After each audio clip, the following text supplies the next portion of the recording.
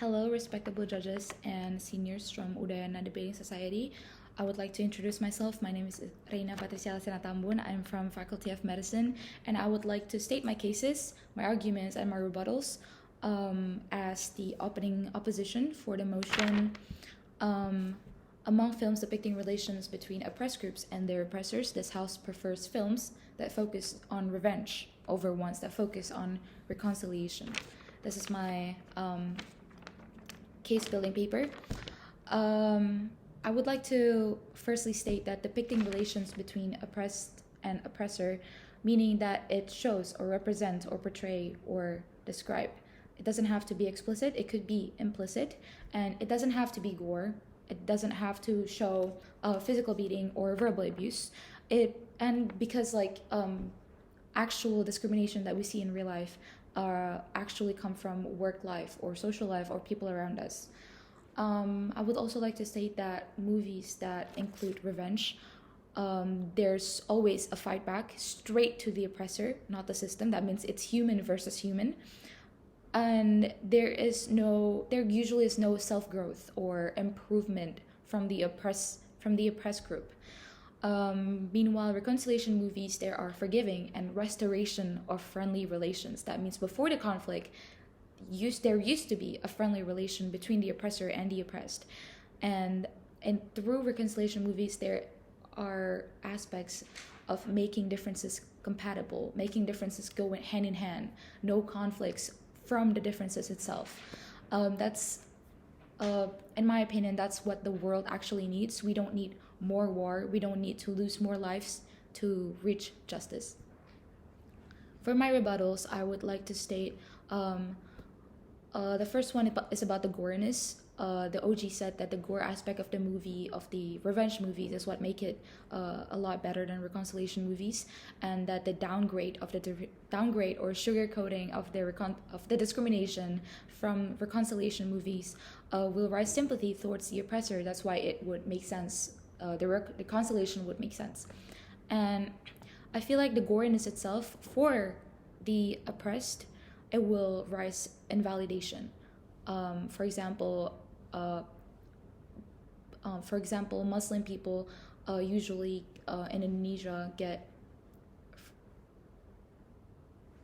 Actually, no. What am I saying? Okay. For the oppressed group, itself, the goriness would invalidate their feelings, because in real life, most minorities don't feel discrimination from physical beating or verbal abuse. They feel discrimination from just simple things like not being allowed to express their beliefs or their opinions. And for the oppressor itself, it will allow the goriness itself will allow the oppressor to express discrimination or act injusticely softly as in without goriness, because they will think that discrimination without goriness is not really discrimination, because movies said that discrimination is slurs or physical beatings and stuff like that. And the goriness for the neutral actors will turn their backs on non-brutal discrimination, because when they see discrimination or injusticeness without the goriness, they will think, oh, that's not how discrimination looked like in revenge movies. That means I don't really have to get my hands dirty and stop them, because that's discrimination. The discrimination that I know from revenge movies. For my second rebuttal, I would also like to state that to seek justice, it doesn't have to be through revenge. It's much better to have self-growth and improvement compared to focus your whole journey, your whole life, your whole fight on seeking revenge.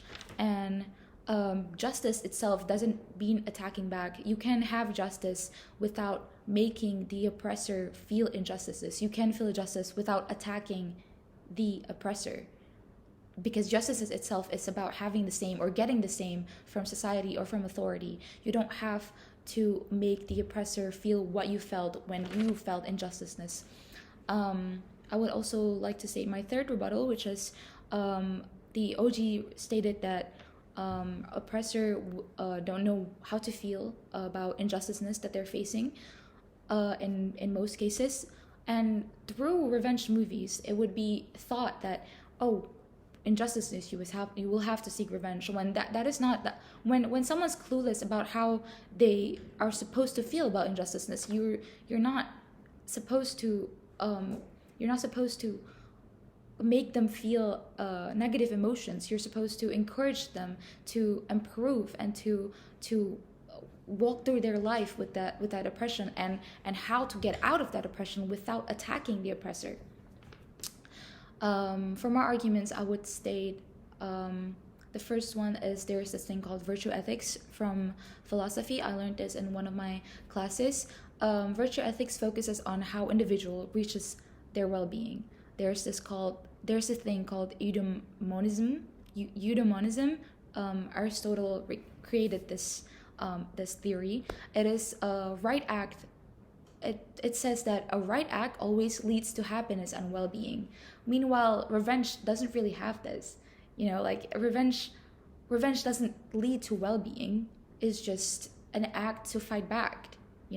And through these movies of whether it be revenge or reconciliation, the message is justice. The message is to seek justice, and it's better to teach them since young. It's better to teach people about justice since young. For my second argument, I would like to state that most kids movies, they don't revenge isn't promoted.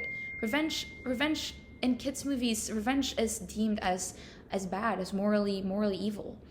Meanwhile, we have to teach them since young. We have to teach justice since they are kids, and this won't work well with kids movies, because kids movies will not promote revenge, and you just can't have both. You can have revenge and kids movies. That is all from our arguments. Thank you.